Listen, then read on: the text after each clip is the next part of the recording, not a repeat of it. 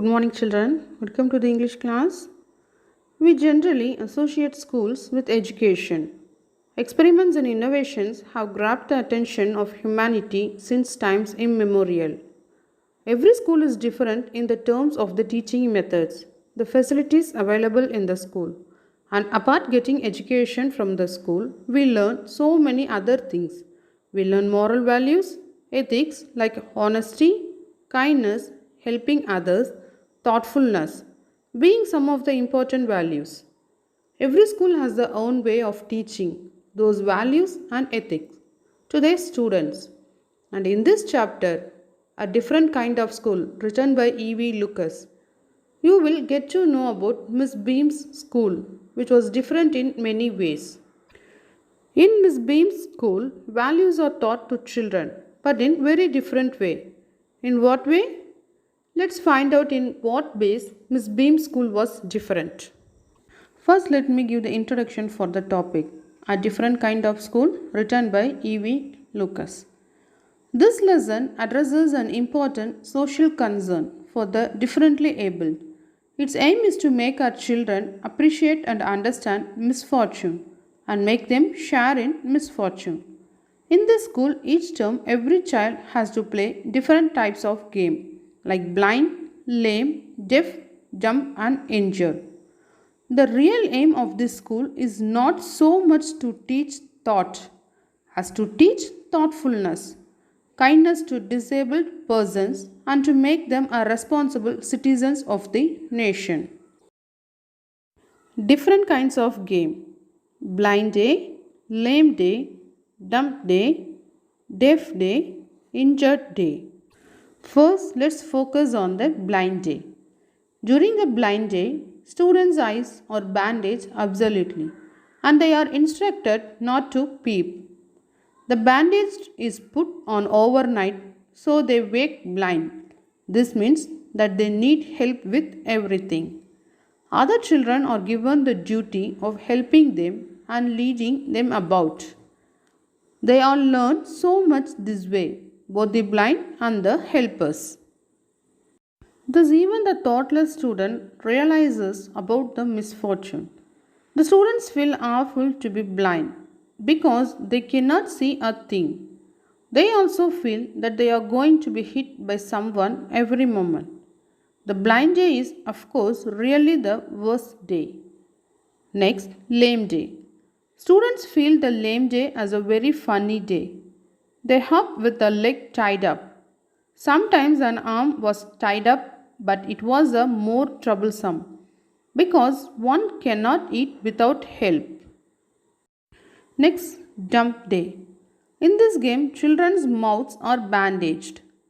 They have not to speak even a single word. Thus, they really have to exercise their willpower. Some children feel that this day is the most difficult game because they cannot bandage their mouths. Next, deaf day. In this game, children's ears are stuffed with cotton so that they cannot listen to their friends' conversation. They are bound to understand through the gesture by anyone. Thus, they realize the problem of the deaf person. The last day, injured day. On this day, the children play a role of an injured person. They cry for help because of pain. Thus, they feel how to help an injured person. Let's learn some vocabulary from this lesson. Bandage, to tie cloth or strip. Plump, strong. Misfortune, bad luck. Hopeless, without hope. Absolutely, completely. Misery, difficulty. Thoughtless, careless. Awful, bad. Troublesome, difficult. Crutch, supporting stick for a lame person. Crippled, handicapped or lame person. Bandage, to tie cloth or strip. Plump, strong. Misfortune, bad luck. Hopeless, without hope. Absolutely, completely. misery, difficulty, thoughtless, careless, awful, bad, troublesome, difficult, crutch, supporting stick for a lame person, crippled, handicapped, or lame person. Before getting to the explanation for this lesson, let me give you the summary first. This is the story of a school where the children were taught to sympathize with and help each other. The writer had heard a lot about Miss Beam's school. They said that she was using new methods of teaching to make the children better citizens. So the writer wanted to see it all himself. So he had gone to visit Miss Beam's school. As the author entered the school, he saw a girl whose eyes were covered with a bandage. She was being led carefully between the flower beds by a little boy. The author then came to Miss Beam, who told him that her teaching methods were simple. However, there was only one thing which was different. The real aim of this school, she said, is not so much to teach thought as thoughtfulness and kindness to others. The author looked out of the window and he was a little pained. He saw that although there were in the open field so many happy children, they were not all so healthy and active looking. He saw two more girls with their eyes bandaged. Then there was a third with a crutch watching others at play. The author was surprised when Miss Beam told him that the girl with the crutches was not lame. Again, the girls with their eyes bandaged were having no trouble in their eyes. That was an important part of their teaching system. To make children appreciate and understand misfortune, the school made them share in misfortune. The children are bandaged or made lame so that they understand what this misfortune really is. Then others are told to help them so that they learn to help those who are in misfortune. So each term, every child had one blind day, one lame day, one deaf day, one injured day, and one dumb day. This was the game that every child in the school had to play. Miss Beam led the author to a bandaged girl and left him with her for some time. The author found that the girl appreciated the help she got from others but was determined to be better helper when it would be her chance to do so. She told the writer that the blind day was the hardest. It was so because the movement became difficult. The blind always worried about getting hurt. They would dodge things that were not there. The author led the girl for a short walk. After that short walk, he found that he had already become 10 times more thoughtful than before.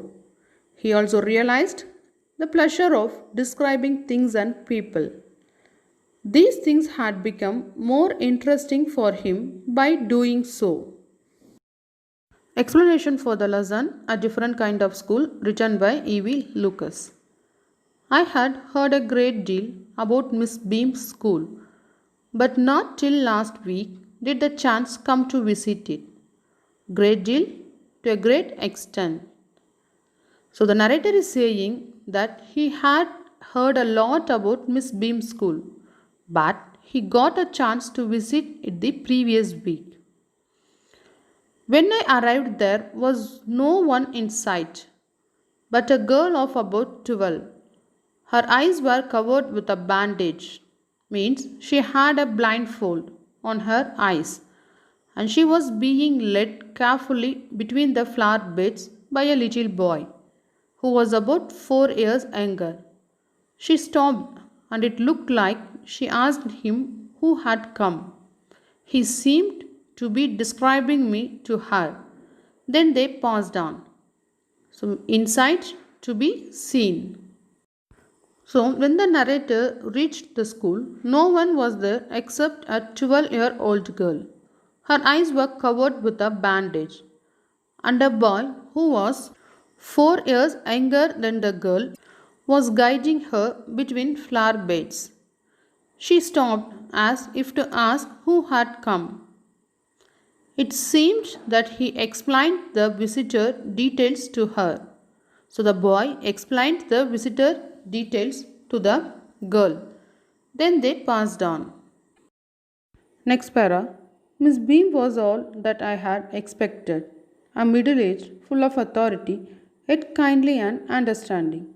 Her hair was beginning to turn grey, and she had the kind of plump figure that is likely to be comforting to a homesick child. I asked her some questions about her teaching methods, which I had heard were simple. Kindly means friendly, plump, stout, or pleasantly fat. So, here, as per the narrator's expectations, Miss Beam was middle aged, dominating, yet friendly and understanding. So, her hair was turning grey. She was fat and probably was trying to make a homesick child feel at ease. The author questioned her about the simple methods she used for teaching. Next para. No more than is needed to help them to learn how to do things. Simple spelling, adding, subtracting, multiplying, and writing. The rest is done by reading to them and by interesting talks during which they have to sit still and keep their hands quiet. There are practically no other lessons. So, still means without moving.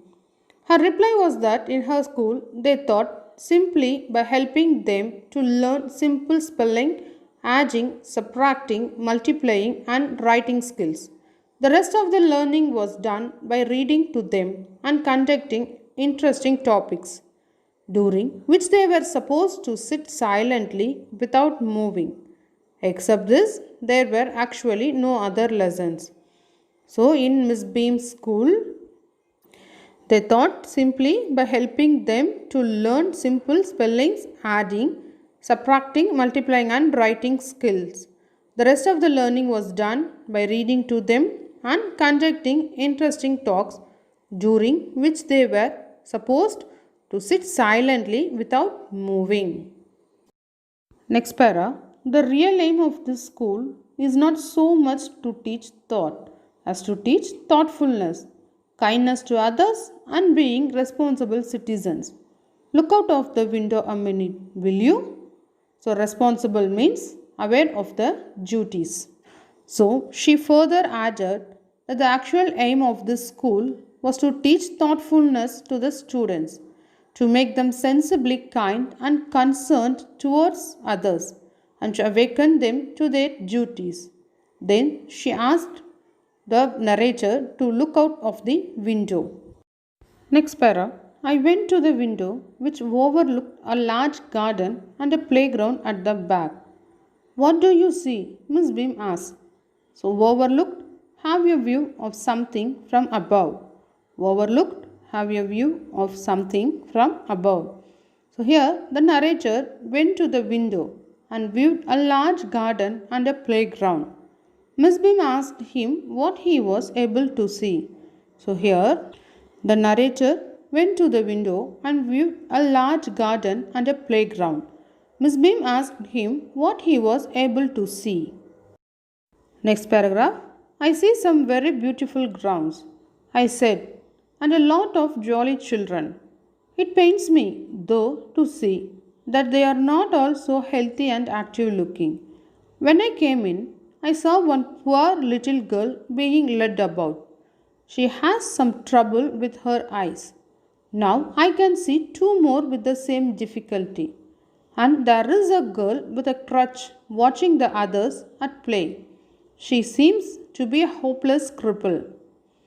Cripple means disabled. So here the narrator explained what all he was able to see.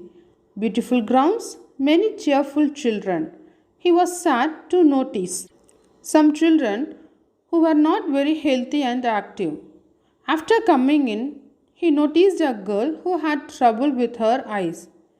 Then he observed two more with the same kind of disability. He also noticed a girl with a crutch who was watching the other children at play. Perhaps she was lame. So, here the narrator explained what all he was able to see: beautiful grounds, many cheerful children. He was sad to notice some children who were not very healthy and active. After coming in, he noticed a girl who had trouble with her eyes. Then he observed two more with the same kind of disability. He also noticed a girl with a crutch who was watching the other children at play. Perhaps she was lame. Next para. Miss Beam laughed. Oh no, she said. She is not really lame. This is only her lame day. The others are not blind either. It is only their blind day. I must have looked very surprised, for she laughed again. So, at play means playing. Hopeless, unfortunate, or without hope. Lame day, day on which she acts as if she was lame. So, Miss Beam laughed and explained that she was not lame. Rather, it was her lame day. The others are also not blind, but are observing their blind day. She laughed again at me, astonished look. Miss Beam laughed and explained that the girl was not lame, rather, it was her lame day. The others also not blind, but are observing their blind day. She laughed again. Next para. This is a very important part of our system. To make our children appreciate and understand misfortune, we make them share in misfortune too. Each term, every child has one blind day, one lame day, one deaf day, one injured day, and one dumb day. During the blind day, their eyes are bandaged absolutely, and they are on their honor not to peep. The bandage is put on overnight, so they wake blind. This means that they need help with everything.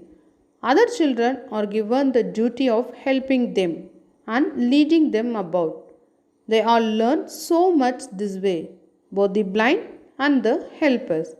So, misfortune means unfortunate condition or bad luck. Their eyes are bandaged, they are blindfolded, or on their honor have promised.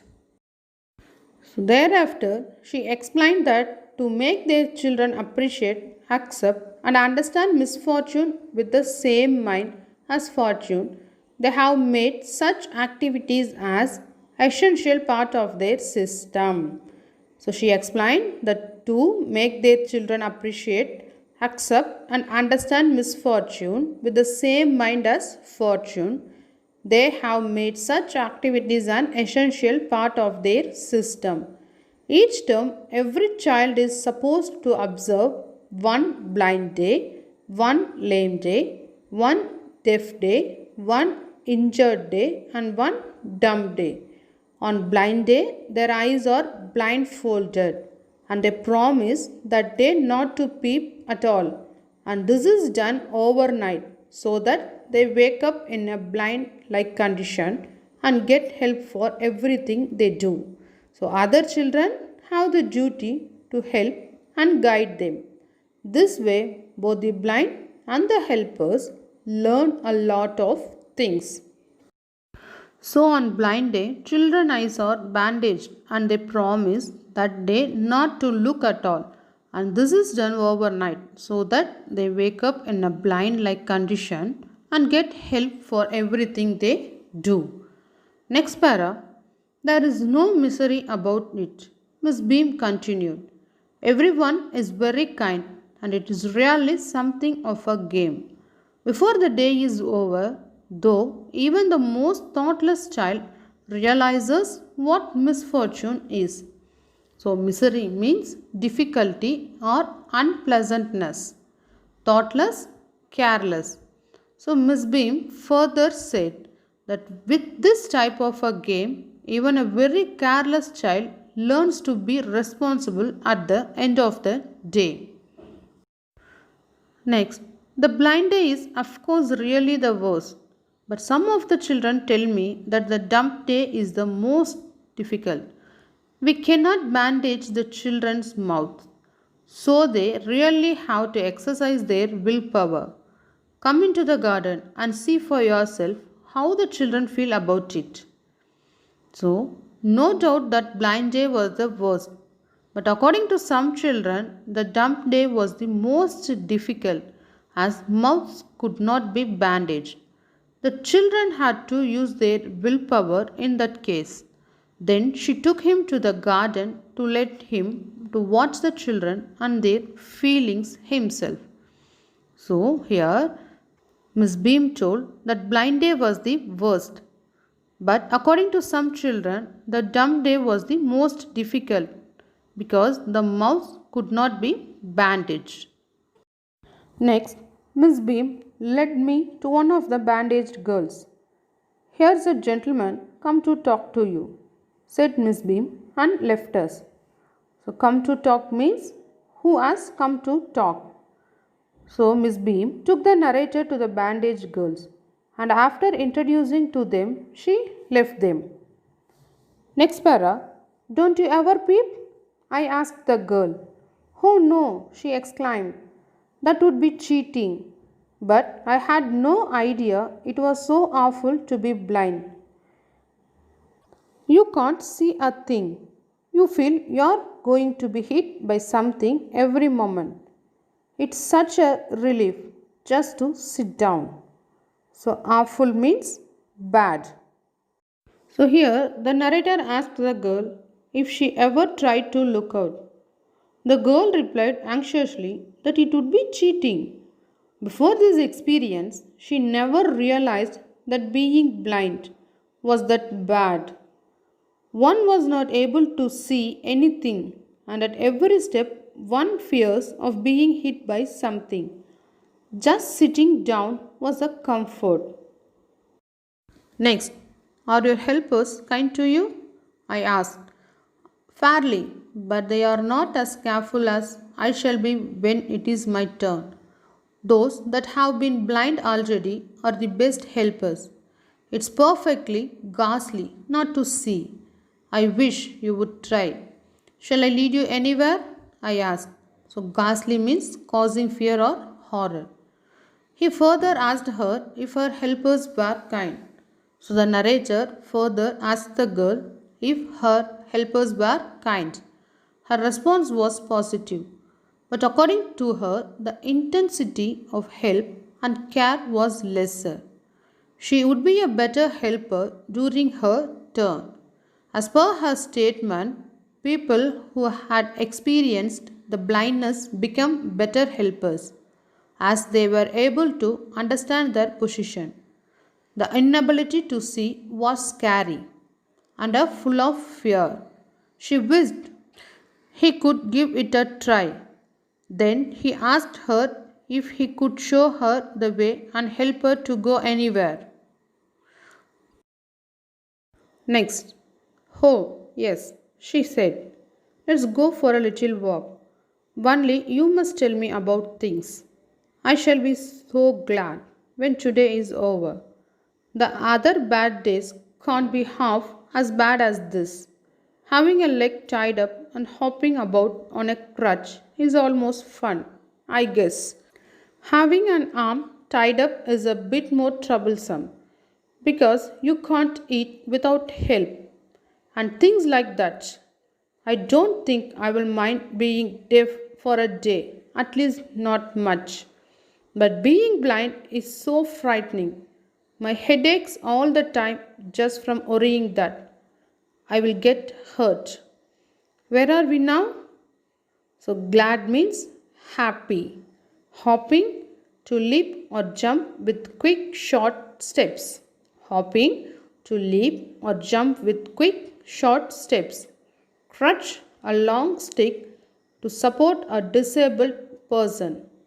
Crutch, a long stick to support a disabled person. Troublesome, annoying, or irritating.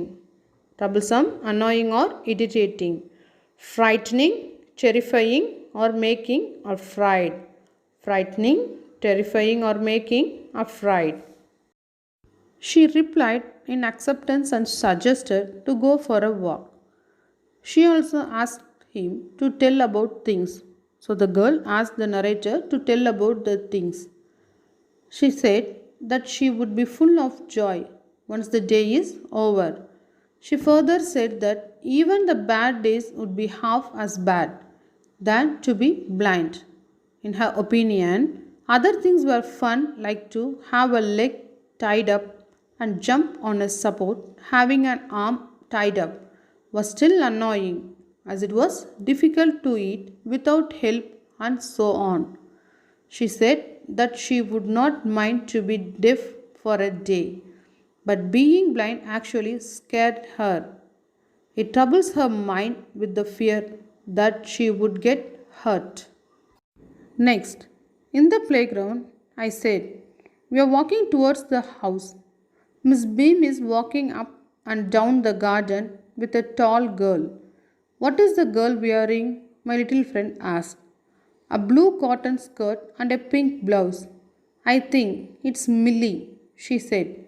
What color is her hair? Very light, I said. Yes, that's Millie. She is the head girl. There is an old man tying up roses. I said, yes, that's Peter. He is the gardener. He is hundreds of years old. And here comes a girl with curly red hair. She is on crutches. That's Anita, she said. And so we walked on. Gradually, I discovered that I was 10 times more thoughtful than I ever thought I could be. I also realized that if I had to describe people and things to someone else, it made them more interesting to me.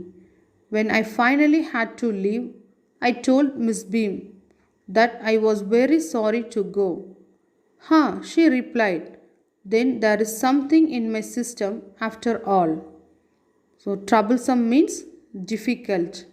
Gradually, slowly. The narrator told her that they were in the ground and were walking towards their house. Miss Beam was walking up and down the garden with a tall girl. The little girl called the narrator and asked what dress that tall girl was wearing. The narrator explained to her the details of the dress, a blue cotton skirt and a pink blouse.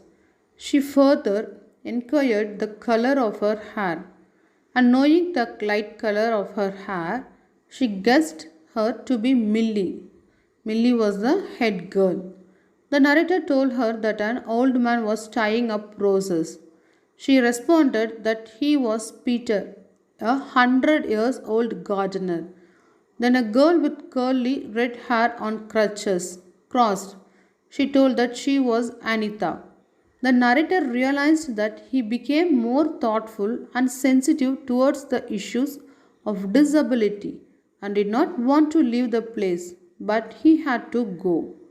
Miss Beam proudly said that the system of her school was so special and unique that the visitors also feel so.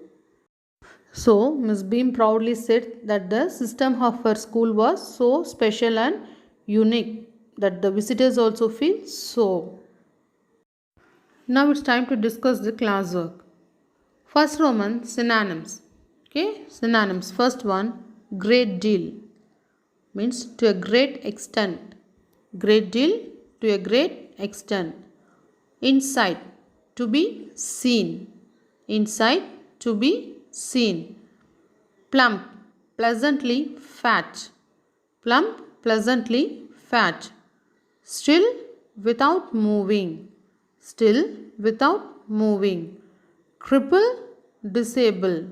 Cripple, disable. Hopeless, unfortunate. Hopeless, unfortunate. Misery, difficulty. Misery, difficulty.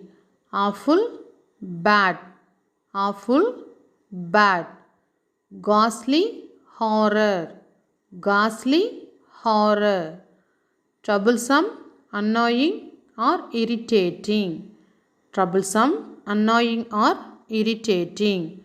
So, great deal to a great extent, inside to be seen, plump, pleasantly, fat, still without moving, cripple, disable, hopeless, unfortunate, misery, difficulty, awful, bad, ghastly, horror, troublesome, annoying, or irritating.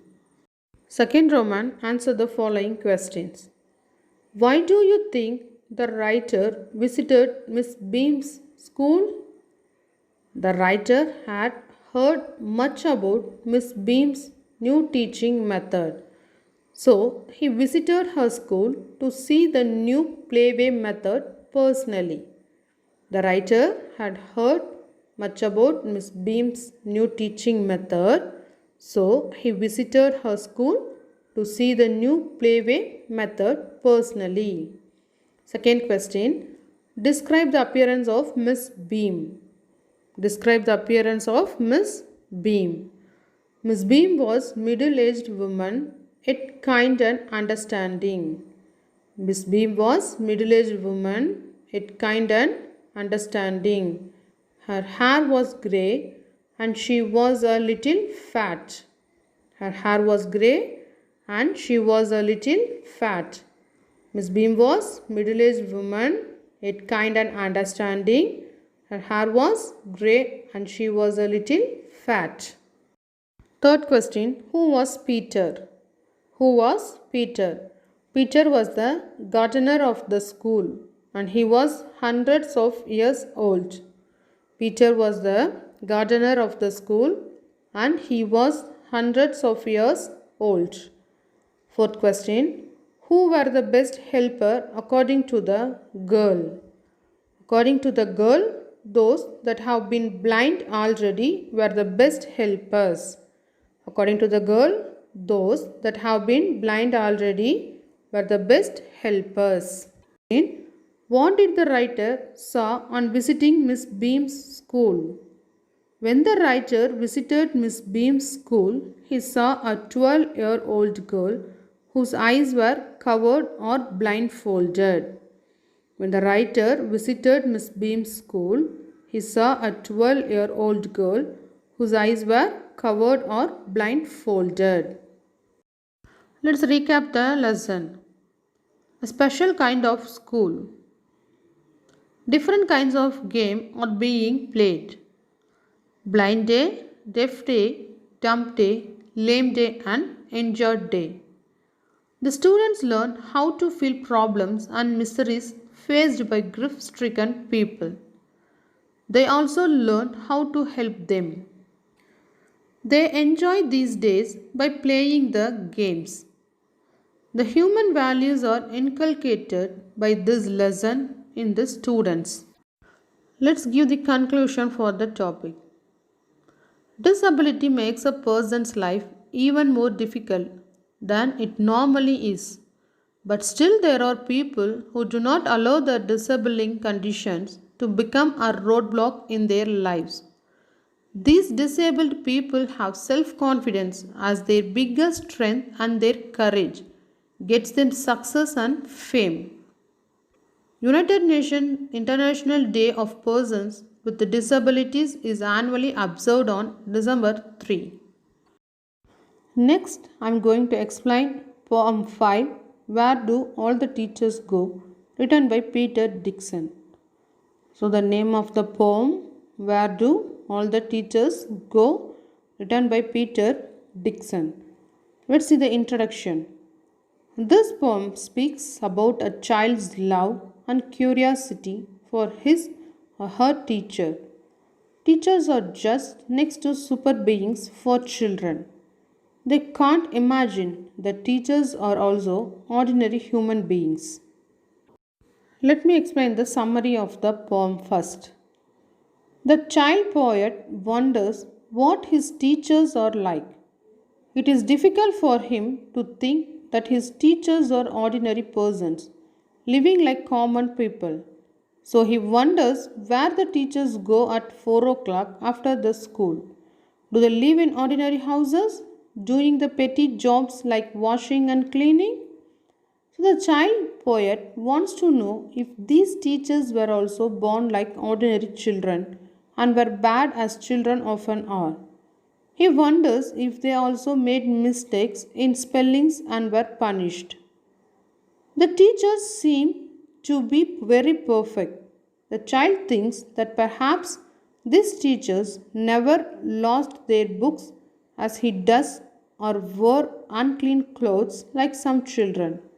He intends to follow one of his teachers someday, and when the teachers go home and find out the truth, he will then write it in a poem which the teachers can read out to other children in the class. Next, let me explain the poem by stanza wise. First stanza.